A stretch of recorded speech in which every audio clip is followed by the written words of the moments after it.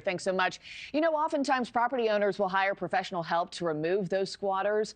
One real estate agent in New York says it can be a really dirty job, but removing squatters has become really a big part of his business. Take a look.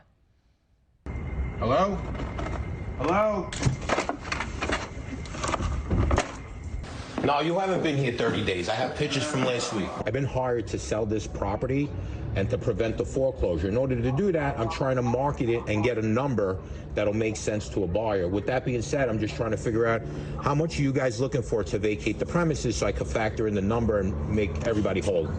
Yeah, there he is, jumping through windows to confront these squatters. Joining me now is Sal Taormina, real estate agent and owner of NYC Short Sales. Sal, thanks for being with me this morning. You've been in real estate for, what, 20 years? You've had some wild stories of squatters that you've come across during your time. What encounter takes the cake, sir? You know, every encounter is pretty special to me, I guess. But, you know, it's really heartfelt that many of these homeowners are having some major issues along the way. One of the ones that really hits home is there was a New York City teacher that used to travel every summer.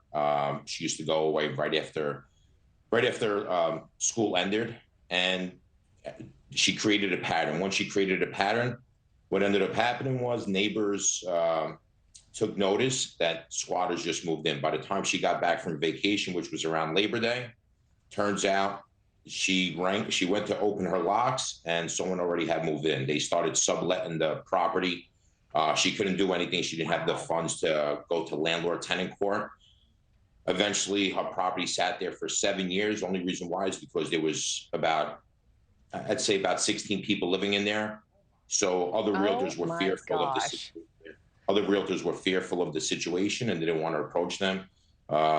It just makes your blood boil to hear some of these stories and to watch it too. You know, I might also add, we're playing some of this video. When you go check out a property yourself, you often record it and post it on social media. And I wanted to show one because one of your videos really went viral, getting 20 million views. The squatter moved in after the homeowner passed away in 2015, lived there for 9 years. Here's his reaction when you tell him he's evicted and has to get out.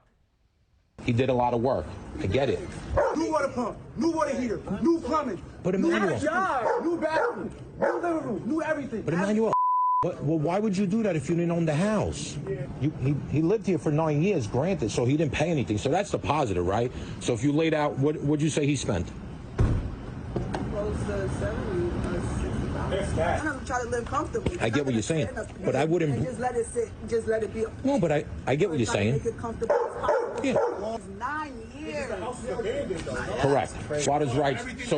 So he had squatters' rights that were established after 30 days, okay? But lawfully he evicted him in court. 9 years that nobody's paying. I mean, obviously that homeowner had passed away, Sal, but it's got to be infuriating for these homeowners when they learn police can't even help them out. Make it make sense for us. Where did this all start? In that particular situation, the homeowner passed away in 2015. Obviously, the heirs to the property were trying to sell it. And unfortunately, they were told that in order to get the squatters out, they'd have to go to landlord-tenant court. In New York, unfortunately, the landlord-tenant court is not landlord-friendly and could take about 16 months. So they didn't want to. I just mean the overall problem. I mean, where did squatters' rights start from? Did it start with good intentions, and now there are so many different loopholes that? No, it started with it's always bad intentions. There's properties, a lot of people say, how did people just neglect the property? But in New York, when you have parents, God forbid, they pass away, the children are not living in there. So the property sits vacant while you go through probate court. And before you know it, people are already living in the house. It's happening on a large scale. It's hard to control. In that particular situation, they did not want to deal with the squatter. He was screaming. He was scaring them, threatening them. Then, so the goal was to sell it with him in there, and the new buyer incurred the expense to actually, deal with the eviction. So what's transpiring here in New York is that people, when they notice it vacant, they don't even move in. So remember, you don't have to prove that you've been living in there 30 days. You have to prove that you could show that you have receipts. So what they do is they see an empty house.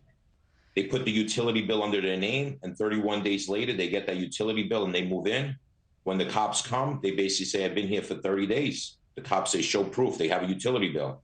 So that's what's going on. So they'll go check the mailbox for mail while it sits vacant, get that and it's utility happening bill. all over the country. I'm so sorry I have to end it there, but hopefully, you know, Florida about to be the first to eliminate squatters' rights. Hopefully governors across the country end up signing the same sort of legislation into law as well. Sal Taormina, thank you so much, sir, for your time.